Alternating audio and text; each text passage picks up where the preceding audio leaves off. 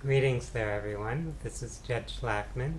I'm a holistic counselor and spiritual energy healer based in Miami, Florida.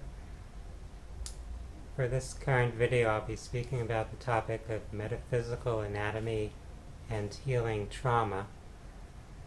I'm using that title for this because I'll be referencing a book called Metaphysical Anatomy, which is by the author Yvette Rose. And she talks about how the information in her book is there to support people for helping heal or and essentially complete and resolve their trauma process. The book is kind of an encyclopedia of mind-body associations, so looking at different body parts or anatomy as well as different health issues and the underlying spiritual and psychological causes that are likely creating those particular symptoms or issues that people experience. So near the beginning of her book, she talks about this topic of trauma and how the approach to healing that she's presenting relates to how we are able to resolve or complete processing our trauma so that we can come back toward a state of health and wholeness. So let me begin to read from the book. Here's the cover of the book for those who would like to see it.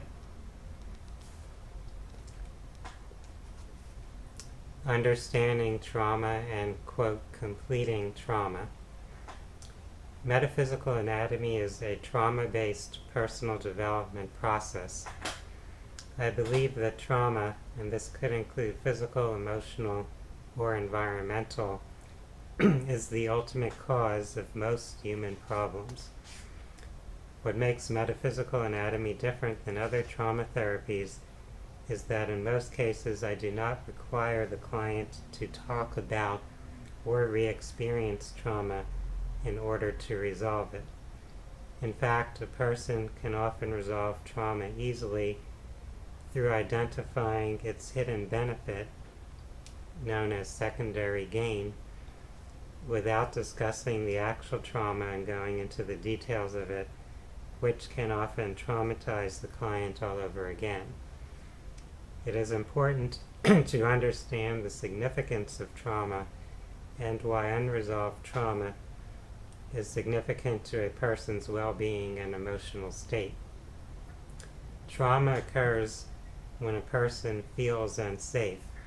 Examples can include physical assault, an accident, injury, or other events which involve a threat to a person's survival.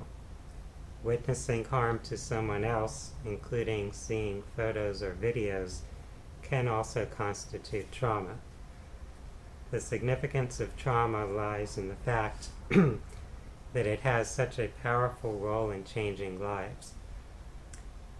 Your trauma can change your grandchildren's lives. For instance, childhood trauma can drastically change a person's life, influencing every aspect of their health, relationships, education, and career. The science of epigenetics demonstrates that trauma creates biological change which can last for many generations. That means that the trauma people experience, even just witnessing it, can create physical and emotional changes to their future grandchildren and great-grandchildren. And I'll pause and interject here that in recent decades there's been a lot of empirical research and epidemiological research concerning the topic of trauma, of major stresses and how they affect us in our life. There was something called the Adverse Childhood Experiences Study, where they looked at the reported incidents of adverse childhood experiences and how that correlated with different features of the person's life, their job and career status, their mental health, their physical health, their relationships, and other measures. And pretty much across the board, the more childhood adverse experiences people had, the greater the impairments or negative effects later on in life. So this is something that's very well documented, and it's clearly illustrating how vital this mind-body connection is, how our ways of coping with trauma continue to impact us in multiple ways throughout our life. So I'll come back now to metaphysical anatomy and what Yvette Rose is saying about trauma. Epigenetics is an important part of the science behind metaphysical anatomy. What matters is this: the original cause of a problem is likely to be trauma, whether in the client's early childhood or in a pre-existing trauma in the ancestry line that may have indirectly been activated by an unrelated trauma. The great thing about metaphysical anatomy is that in most cases people do not always need to know what the origin of the trauma was. I also explain how someone's state of trauma can even unconsciously serve him or her in one way or another. The trauma creates a barrier around the person, and they push others away and establish boundaries with this barrier. What makes metaphysical anatomy unique is that I can acknowledge and resolve the trauma without talking about it or even knowing what it is or was. The difference between completing trauma and surviving trauma. The philosopher Friedrich Nietzsche said, "That which doesn't kill us makes us stronger." Many of you have heard that phrase, I'm sure. I personally do not agree with this statement, says Ms. Rose here. It depends how a person reacts to the trauma after surviving it. Trauma does not necessarily make a person stronger. It can cause a person to be less sensitive to future trauma, which unfortunately means they have successfully suppressed their past trauma. What some people perceive as being strong is actually someone's ability to dissociate, avoiding and resisting dealing with their trauma. Humans seem to lack the animal ability to complete a trauma cycle after surviving it, whether it was emotional, physical, or sexual abuse. If an antelope narrowly escapes an attack by a lion, it is probably traumatized. As soon as the antelope is safe, it goes through a process of shaking off the trauma.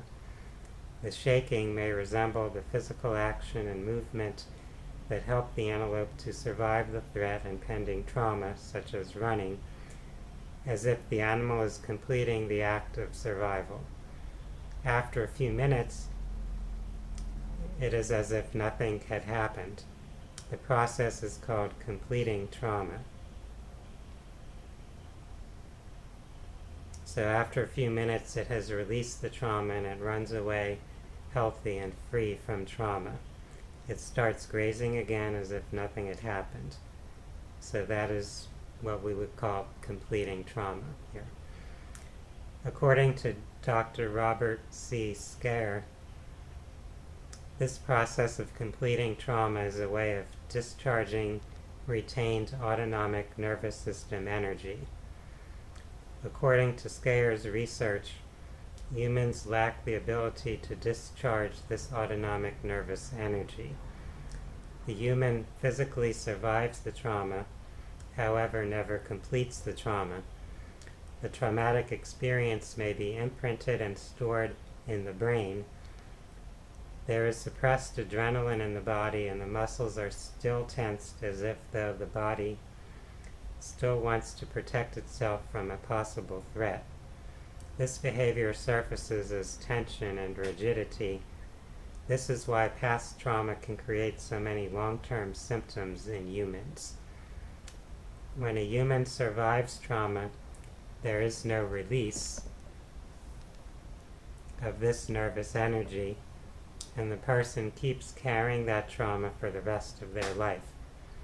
According to epigenetic research, this trauma can be passed on to future generations. Trauma is a significant cause of disease which humans have trouble healing. Any successful healing tool must enable a client to complete their trauma. Unfortunately, in many modalities, the client is guided to relive the trauma. Metaphysical anatomy allows a person to not only complete trauma, but to resolve specific traumas without talking about it or reliving it in any way.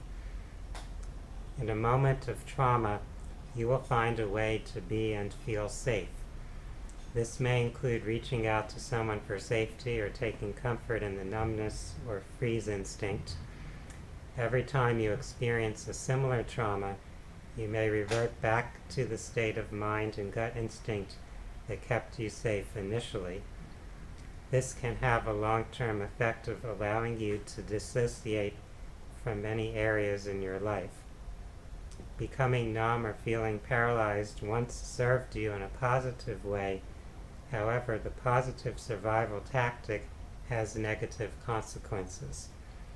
The numbness will influence every aspect of your life. Finding your survival instinct within the moment of trauma may cause you to associate your trauma with survival. You may find yourself afraid of letting go of the trauma because it may mean letting go of the survival instinct you've adopted. You must learn how to cope outside of the trauma. You will also see this in the animal kingdom. The springbok, a small antelope in South Africa, is a wonderful example. When a lion chases the springbok, it sometimes makes a miraculous escape and gets away unscathed, unharmed. The buck will go to a safe spot and start shaking and trembling for a few seconds. After that, he will just physically shake off the incident, complete the trauma and shock, and continue grazing as if nothing had happened. The springbok has completed the trauma cycle in his body and can continue his usual routine. The buck still knows that a lion is dangerous. However, the buck is not stuck in a state of trauma anymore. Humans have a different way of completing trauma. The problem starts when a person holds on to the trauma. They think that it might protect them in the future against similar incidents. People use their trauma to establish boundaries with others. By letting go of a trauma you fear, it might cause feelings of vulnerability and weakness. In addition, you might fear letting it go as you are so familiar with the abusive or challenging circumstances. Any change in the circumstances may cause you to feel unsafe and stressed. Familiarity often overpowers common logic, as you do not know how to survive in a new set of circumstances. In many cases, the original trauma that has affected a person may have occurred before their birth. It may relate to their time in the womb or at conception. People may even be expressing unresolved biological trauma from their grandparents and ancestors. The critical question is, do people need to know the origin of the trauma? The short answer is no. It is important, however, to acknowledge and understand that there is a trauma that created and triggered the original instincts. In order to complete the trauma using metaphysical anatomy, I acknowledge that there was a trauma or a family history of trauma. People open themselves up to the possibility that a survival instinct is holding a trauma in place. Dissociating from trauma instead of healing and resolving it. In healing and personal development, dissociating is a way around an obstacle, usually a trauma. Many healing modalities are based on this idea of dissociation or dissociating. For example, in psychiatry, medications such as antidepressants are often used to enable the person to move on from a significant problem or trauma. No one pretends that this is dealing with the underlying issue. Rather, it is giving the client some ability to move on and build their strength in order to, hopefully when they are ready, deal with the real issue. In many different personal development techniques, the client is given tools to smooth over certain traumas, reducing the stress.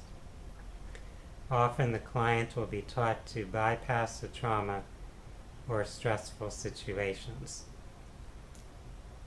A common personal development or healing technique is to change a voice or a singular feeling.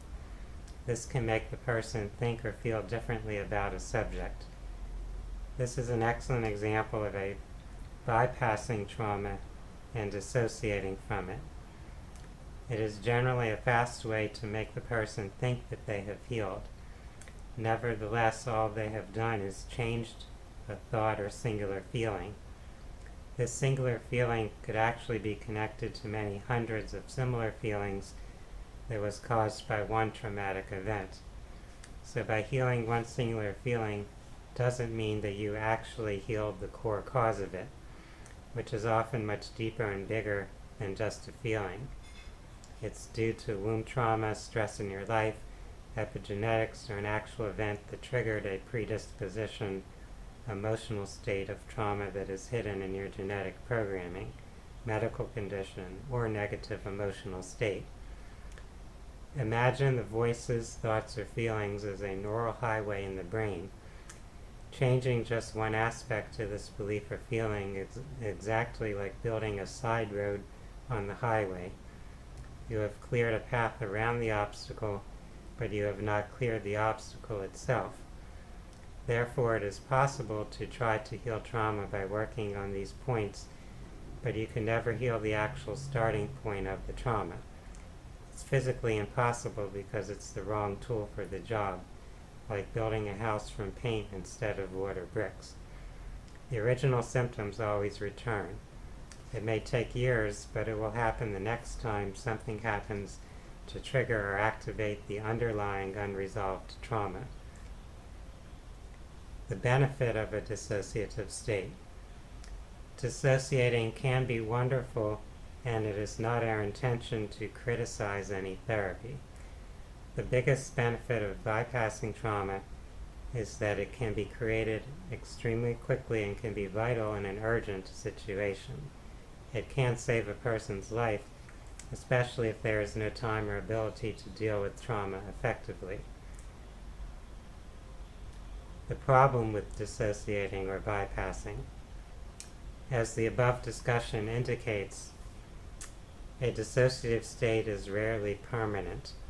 Strictly speaking, the dissociative state creates a new route or neural pathway around a trauma. This means that you can deal with day-to-day situations without feeling the symptoms. You think you have healed, however, the underlying trauma is still there. Sooner or later, something will happen to directly activate the trauma. The easiest way for this to happen is if the same thing happens again. For example, you can bypass sexual abuse trauma by changing some beliefs and you might feel better. Nevertheless, any form of abuse or invasion in the future will activate the old wounds and undo the dissociative state that was achieved. It should be clear from this discussion that the true goal of healing is always to truly resolve the underlying trauma or conflict. A dissociative state has its place and does help people.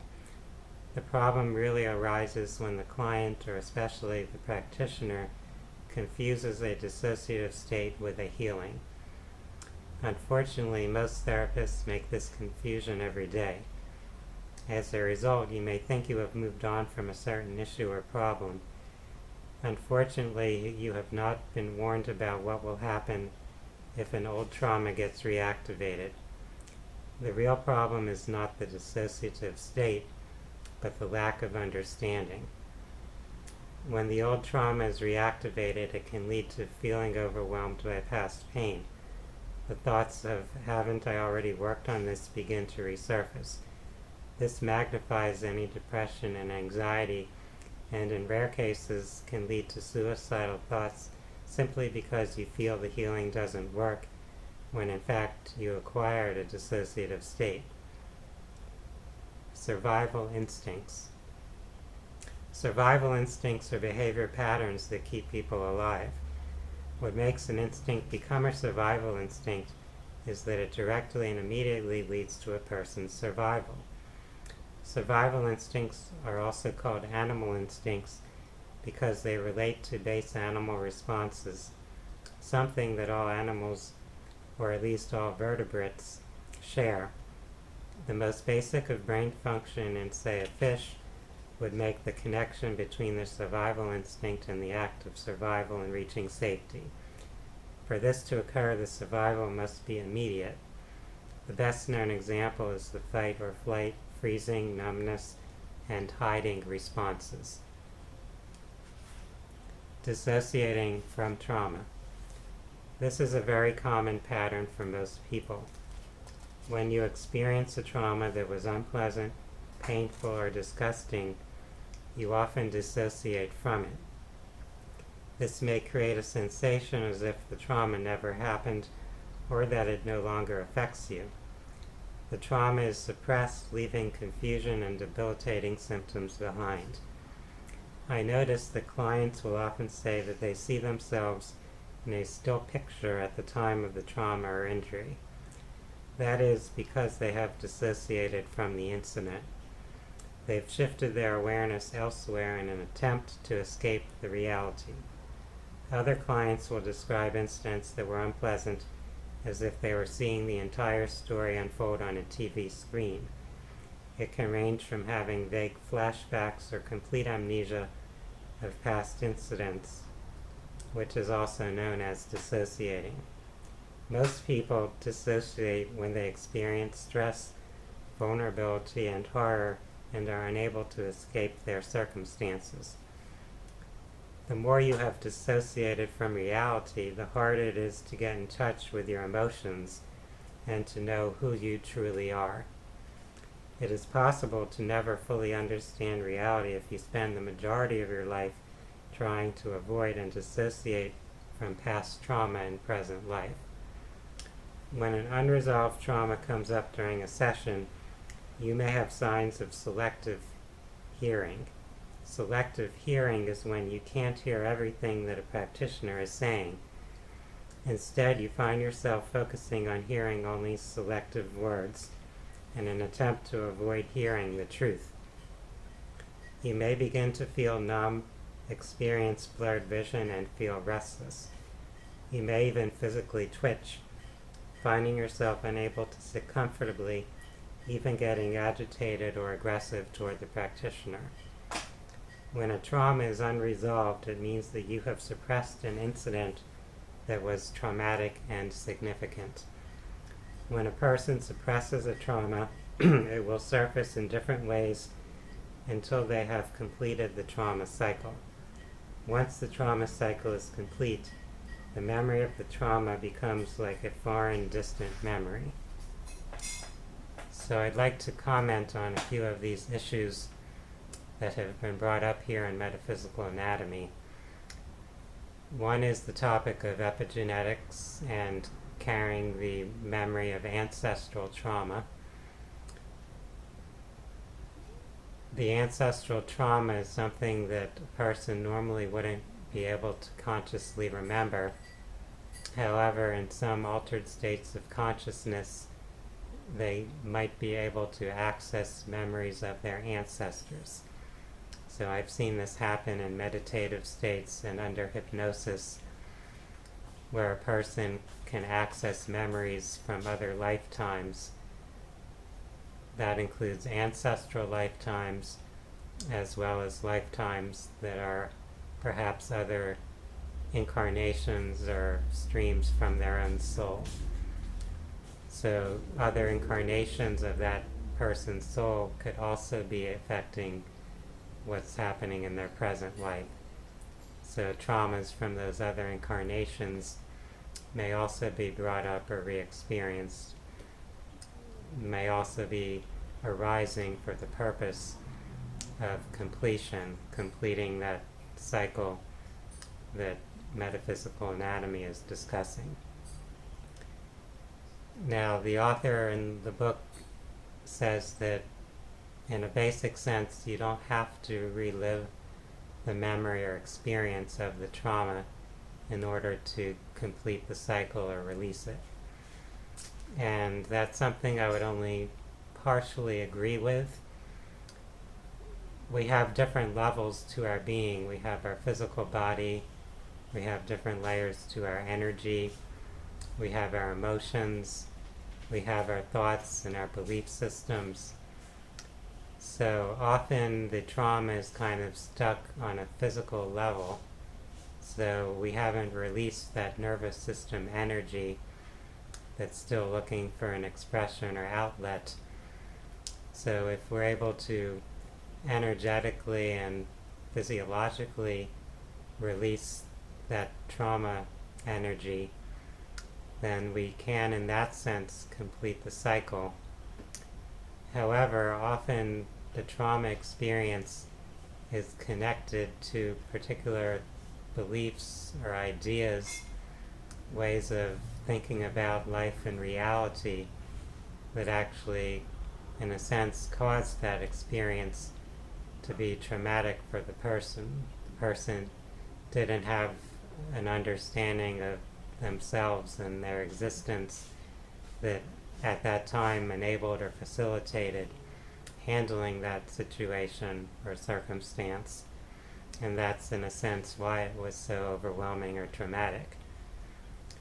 So if we look at life as a learning process, as a way to give us opportunities to expand our perspective or our understanding of things, then we may need to go back to that particular memory or experience to understand how we had a particular limited or distorted belief that was part of the process of creating the trauma in the first place, in order that we can shift that belief. So we kind of need to work on multiple levels here. We want to release that nervous system energy, so we may need to allow our body to let go of that tension, to perhaps shake or twitch, to breathe and let go of whatever pressure we're holding within us. But we also may need to understand things more, to be able to review and reflect upon our own beliefs and how those beliefs are actually part of what creates our life experience. So if we don't want to repeat certain patterns, we want to be able to shift our fundamental or core belief systems. So being able to actually review or relive a particular memory is often a vital way to access whatever belief system needs to be shifted or transformed. We do need suitable resources to help us go through that process, so that when we do review or revisit the memory, we don't remain stuck in it again, that we are able to this time complete that process, to fully let go of whatever energetic or physical tension was created, to release the emotions that may have been built up, and to resolve the disturbances or distortions in our belief systems. So there are certainly cases where I think it would be beneficial or vital to actually go back to the memory, but to do it this time in a way that does allow you to complete it, to release it, to end that cycle, and to no longer have a traumatic association with that experience, where it is something that you could reflect on and it's kind of neutral. You won't carry a strong feeling toward that memory anymore. And since you no longer carry that emotional imprint or cord connecting you to that memory it does seem like something more vague or distant, your own consciousness doesn't need you to bring it up anymore since it has been resolved. So those are some of the key points I'd like to bring up or add to this discussion. I do encourage anyone who's looking for healing with any issues in their life, whether it's psychological issues such as grief, anxiety, depression, fears and phobias, addictions, or any physical health issues, and this includes really any physical health concern, since your physical body is not separate from your field of consciousness, that by going into the subconscious mind and into the energy patterns that are present in your body, you can get to the root or cause of those issues and foster more complete or permanent healing for whatever your concerns may be.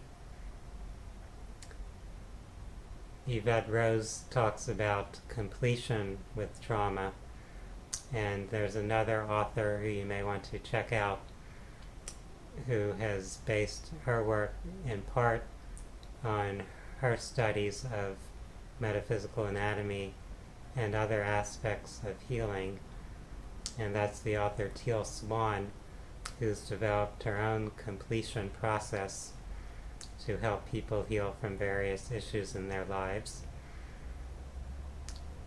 For those that are interested in holistic health, spirituality, and personal development, I invite you to view my website, which is phinsights.com. That's phinsights.com. You can learn about different group events and workshops that I facilitate, as well as the private individual healing sessions that I offer. For now, I'd like to wish each of you a wonderful day. Namaste.